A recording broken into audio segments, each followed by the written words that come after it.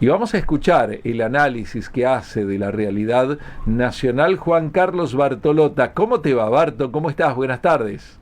¿Cómo estás, Abelardo? Muy buenas tardes. 24 grados 4 de temperatura en la ciudad de Buenos Aires. Día muy lindo aquí en Capital Federal, ¿eh?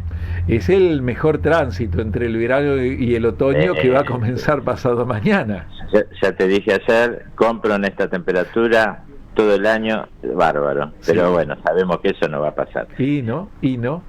Si uno quisiera lo ideal, no estaríamos, no tendríamos trabajo nosotros, los analistas, ¿no? Los habladores. Lo ideal, es hablar de lo que está pasando ahora, la reunión del PRO. Antes quiero volver a lo que venimos charlando desde hace unos días, la situación del gobierno en torno a las denuncias que surgen todos los días, te diría, en torno a figuras emblemáticas del gobierno, ¿no? Y sobre todo ese triángulo de hierro, como mencionó el propio presidente, formado por él mismo, su hermana Karina Milei y Santiago Caputo, y al cual le podemos agregar la pata de Manuel Adorni, ¿no? Si hablamos de Manuel Adorni, hablamos de Karina Milei, más que nada. Otra denuncia más se conoció en la noche de ayer, encabezado por la diputada Marcela Pagano, sobre una vivienda de Manuel Adorni no declarada en la declaración jurada que obliga a todos los funcionarios a decir cuál es su patrimonio, no solamente el suyo, porque un argumento va a ser que esta nueva propiedad que apareció en un country de la provincia de Buenos Aires estaría a nombre de su esposa, ¿no? A lo cual se le suma, voy a agregarle otro dato que quizá algunos conozcan y otros no, es que también está puesto el foco en los gastos que está teniendo la familia millonarios y que no condicen o no estarían condiciendo con los ingresos que tiene esa familia, ¿no? Ni hay que hablar que vos sabés que Manuel Adorni, además de ser ministro, jefe de gabinete, antes vocero presidencial, cumple las dos funciones si se quiere. Además, forma parte del directorio de Yacimientos Petrolíferos Fiscales, y su esposa, mientras él es director de YPF, consiguió un contrato, con lo cual estaría reñido por lo menos con la ética pública, ¿no? Entonces, acá hubo un debate sobre cuánto cuesta la casa que denuncia Marcela Pagano tiene Manuel Adorni o su familia en este country en la provincia de Buenos Aires. Va más allá de ese valor. El tema es que no está en la declaración jurada que, repito, están obligados los funcionarios públicos a dar a conocer cuál es su patrimonio. Bueno, recordemos que Manuel Adorni es nuestro colega, no porque nosotros seamos políticos ni jefes de gabinete, sino porque él es periodista. Sí, ponele. Vamos a ponerle que sí. Y te consulto, Marcela Pagano, también periodista, también colega, no porque nosotros seamos diputados, sino porque ella es periodista. Alejada de la Libertad Avanza, ¿no?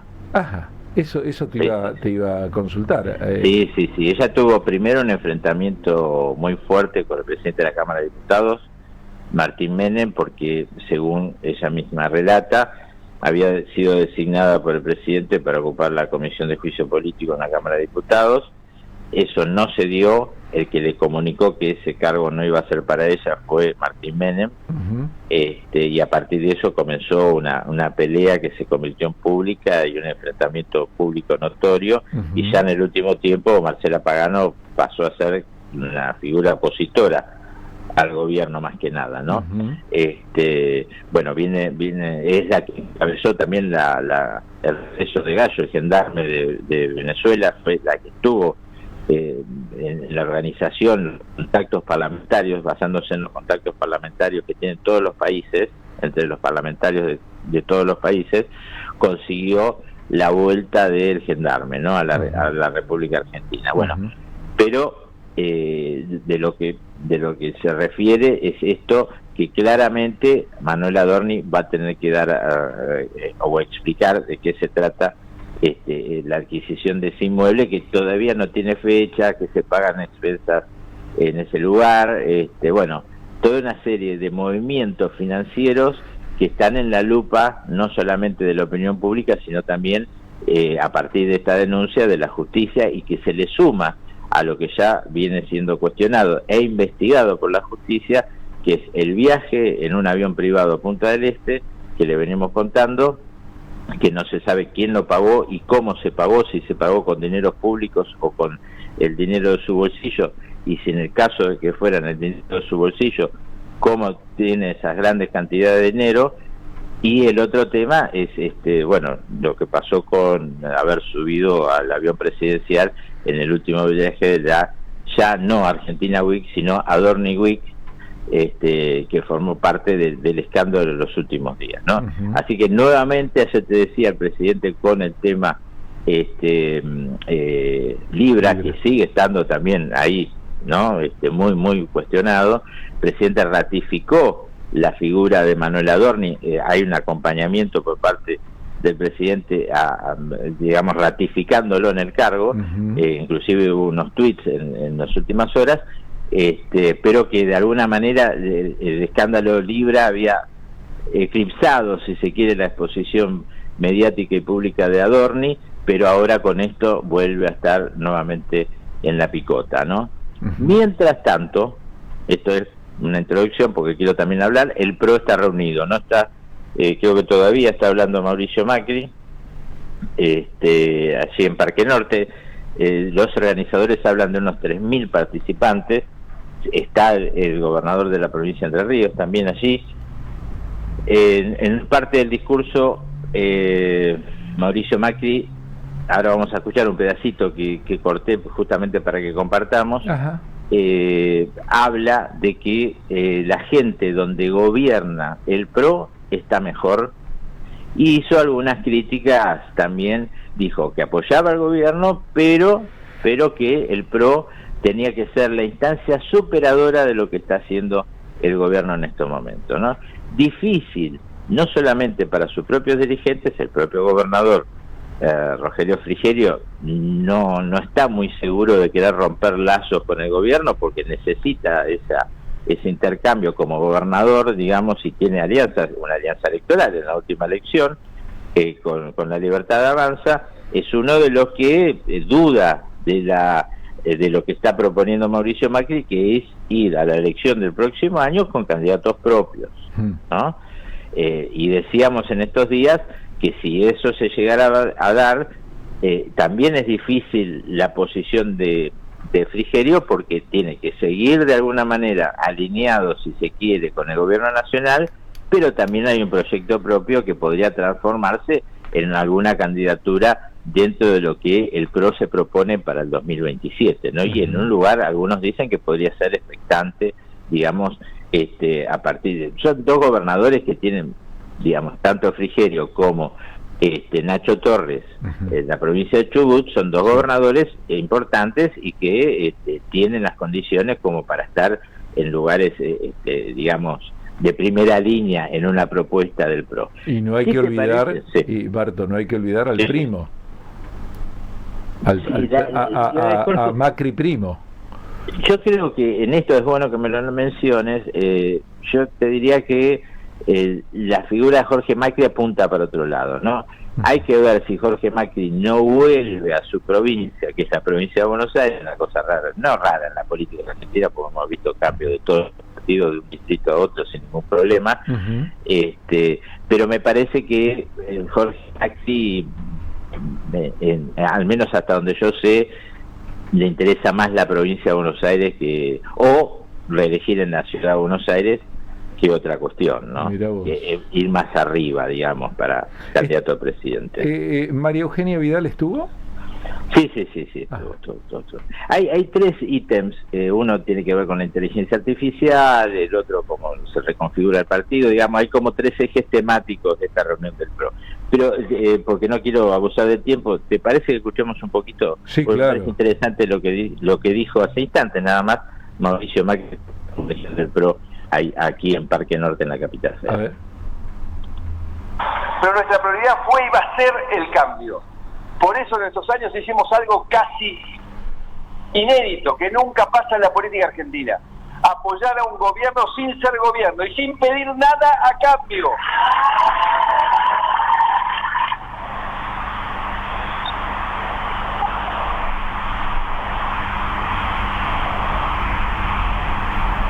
Lo decimos porque creemos y siempre creímos que el país es más importante que el partido, es más importante que los intereses personales, y que la prioridad era sacar al kirchnerismo de poder y a la Argentina de la decadencia.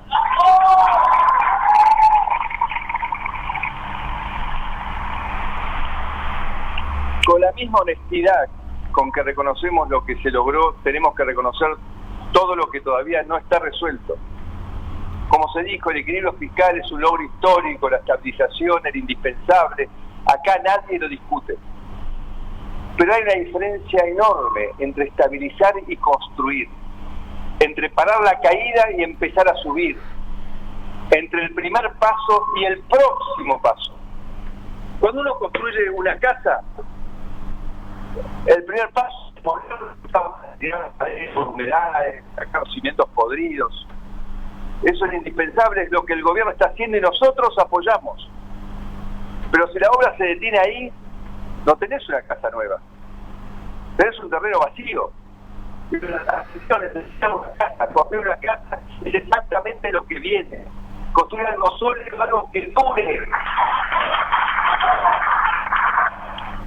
Bueno, el eje del discurso, quería que compartir esta parte. Antes de esto, Mauricio Macri le preguntó a la concurrencia si creía que con esto que estaba haciendo el gobierno alcanzaba, y todos al unísono gritaron no. ¿No? Está tratando Mauricio Macri de recrear cierta mística del PRO, para justamente, como venimos explicando, posicionarse. Se va a esperar a una ruptura con el gobierno, que se conviertan en opositores de la noche a la mañana. No, eso no va a pasar. No va a pasar. Porque está claro también en esta parte del discurso que el gobierno, lo dijo Mauricio Macri, tiene como aliado al PRO, y Macri dice: nosotros acompañamos al gobierno, ¿no? Para el gobierno es imprescindible el apoyo de legisladores nacionales en el Congreso para seguir con su plan de gobierno, ¿no? Ahora lo que exalta... Y de hecho hay integrantes del PRO dentro del gobierno. Sí, sí, claro. Ahora lo que exalta Macri, esto de no pedirle nada al gobierno, es lo que enoja a muchos. Claro, claro. Y además porque se sabe que, no sé si hubo un pedido o un ofrecimiento por parte de Javier Milei que nunca se concretó, ¿no? De que haya gente del PRO en algunas áreas que el PRO consideraba que eran importantes y que podían aportar algo al gobierno, y eso nunca pasó. De hecho, antes hubo un streaming del PRO, ¿no? Donde Mauricio Macri habló, y ahí dice, porque la famosa anécdota de las milanesas cuando se reúne con Javier Milei, ¿no? Que comen milanesa, dice, pero con eso solo no alcanzó. Con comer buenas milanesas, una cosa así, dice, no alcanzó. Con lo cual hay una crítica, hay una queja de Mauricio Macri y del PRO sobre el destrato que creen el gobierno le propina a su principal aliado. De hecho, se sabe, y volvemos al tema que vos me decías de Jorge Macri, que el gobierno apunta a conquistar la ciudad de Buenos Aires en la próxima elección, ¿no? En esta elección ganó, pero ya apuntan a la jefatura de gobierno. Y vuelvo al principio, ¿quién es uno de los candidatos a la jefatura de gobierno, además de Patricia Bullrich? Es el propio Manuel Adorni. Entonces hay ahí todo una situación, un escenario complicado desde el punto de vista político, no solamente para el PRO, sino también para el gobierno, ¿no? Bueno, una vez terminado esta reunión en Parque Norte de PRO, encabezada nada más y nada menos que por el propio fundador Mauricio Macri, el hombre que supo ser 2 veces jefe de gobierno de la ciudad de Buenos Aires, presidente de la República Argentina, ni hablar que fue presidente de Boca también, ¿no? Pero digo con esto que mañana, obviamente... Bueno, Boca fue digamos, el trampolín para la incursión política de Mauricio Macri, ¿no? Sí, sí, claro. A partir de la presidencia de Boca, él empieza a perfilar su perfil, valga la redundancia, político, y que lo llevó a la jefatura de gobierno, como vos bien mencionás, y que tiene al PRO ya en su 5º mandato. 2 mandatos de Rodríguez Larreta y 1 de Jorge Macri. Y luego de la presidencia de PRO, la fundación, luego de la presidencia de Boca, la fundación de su partido, ¿no? Claro, por eso te decía, trampolín para su incursión en la política, ¿no? Que lo llevó al máximo cargo que tiene este país desde el punto de vista político, que es la presidencia de la Nación. Así que bueno, va a estar interesante cómo se mueven en estas aguas turbulentas los dirigentes del PRO, porque obviamente que hay dirigentes que dicen, el propio Mauricio Macri de alguna manera lo expresa, tenemos que construir una identidad propia, pero tenemos el problema que al apoyar al gobierno esa identidad propia se diluye. El votante argentino dice, ¿a quién voto? Voto a la versión original, en este caso sería la Libertad Avanza, con lo cual el PRO queda desdibujado en todo eso, porque aparece como un aliado, y te digo, muy importante del gobierno nacional, sobre todo en vistas de cómo están las composiciones de las cámaras. Quizá en una próxima elección, si el gobierno, ponerle el presidente, pudiera reelegir y eso le llevara un caudal electoral para las listas de diputados y senadores nacionales, podría prescindir del PRO, si se quiere, ¿no? Pero para todo eso falta una eternidad, y hoy, a la vista de las encuestas, de la dermis de los argentinos, no estaríamos tan cerca al menos de asegurar. La ventaja que tiene, con esto voy cerrando, Javier Milei, es que tiene una oposición diezmada, por lo menos fragmentada. Fragmentada. Y un dato que también surge, mira, llamativamente, de todas las encuestas, ¿no? Lo que estamos viendo es que se está posicionando muy bien, si bien tiene todavía una alta imagen negativa, pero en lo que se refiere a la imagen positiva, en todas las encuestas aparece con el mismo porcentaje. Es Axel Kicillof, el gobernador de la provincia de Buenos Aires. No sé si le va a dar para poder ganar una presidencia, pero este país es tan dinámico, que lo hemos visto en la última elección. Milei pierde las provinciales y gana las nacionales en un plazo de un mes. Sí, en realidad en la Argentina, con esto de los cambios, no hay que preguntar cuánto tiempo falta, sino qué hora es. Claro, porque es hora a hora los cambios.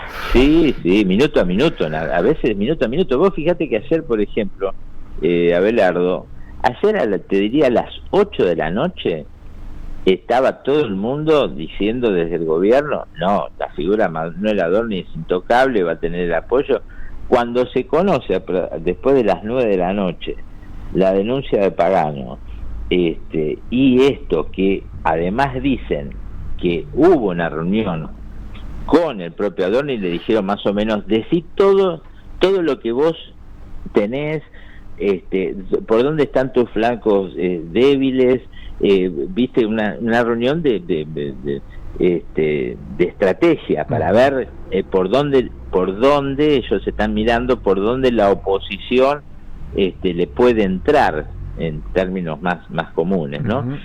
Y según dicen las fuentes, en ningún momento habló de su casa en Santos Lugares, si mal no recuerdo, sí. Entonces ahí también hay un tema que algunos están molestos porque no incluyó, a pesar de que muchos dirigentes de la Libertad Avanza estuvieron en esa casa, en reuniones cerradas de importantes dirigentes de la Libertad Avanza. Pero bueno, tampoco le podían estar preguntando, yo te invito a mi casa, bueno, me vas a estar preguntando si es mía, si alquilo, todo eso, ¿no? Por supuesto.